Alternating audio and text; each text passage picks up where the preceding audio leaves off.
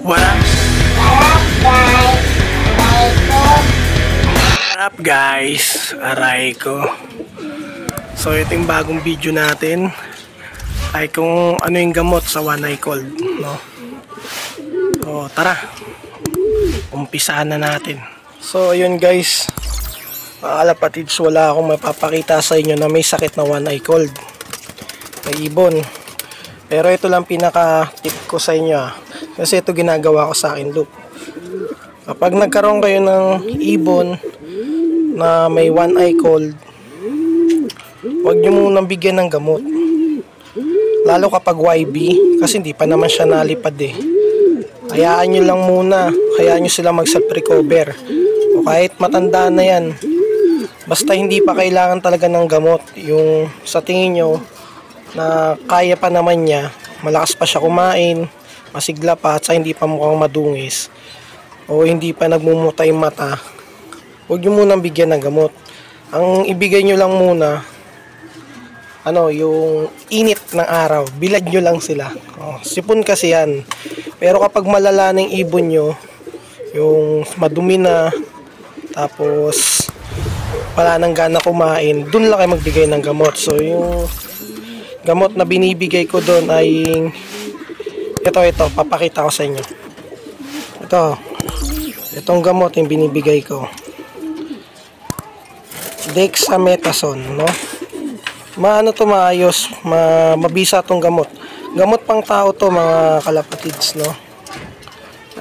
3 pesos lang to sa mga butika nyo, o kaya 2. Pwede nyo hatiin sa gitna, pwedeng isang buo. Pero pag magpapainom kayo nito, dapat may laman ng butsi ng ibon nyo, ha.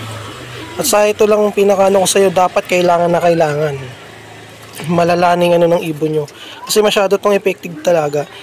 Tuyo kagad mata ng ibon nyo. Lalo sa race, magbibigay kayo nito antibiotic, nako, mahirap na. So ito pag kailangan na kailangan lang, itong gamot na to, mabisa to, ginagamit ko to. Wala kasi akong mapakita sa inyo eh. Tapos kapag mayroon kayong ibon na may sakit na one eye cold, itabi nyo lang, idol, ilipat nyo ng ibang kulungan, ganun, no? Katulad nito, nakabukod, pero yan, siya, walang one eye cold, baliling. Yan, pagsamahin nyo lahat ng mayroong one eye cold, kasi nakakahawa yan eh, nakakahawa. At nabilad nyo, basta bilad nyo lang sila. Katulad niya, nabibilad yan siya sa init yung umaga. Yan kasi mabisang gamot sa mga alaga natin, bilad. Ito magagamitin nyo lang kapag kailangan na talaga. So sa susunod naman natin video, yung gagawin ko yung paano ko gumamit ng pangkanker, no? Lalong na sa mga breeder. Yun, madalas kong gamitin yun.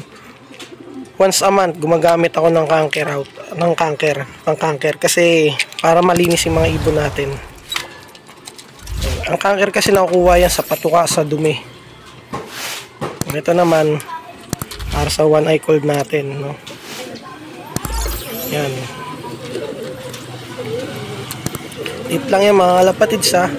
Gagamitin nyo lang to pag kailangan na ng ibon. Pero kapag hindi pa kailangan, wag muna, hayaan nyo lang, ibilad nyo lang sila, gagaling yung kusa, self recovery. Kasi ma-immune sila sa gamot. Kapag bata pa lang, bigyan nyo lang ng ganito. Pag malala na, 1 to 3 days, tuyo na yan, basta ito painom nyo. So yun lang, mga kalapatids, maraming salamat and peace out.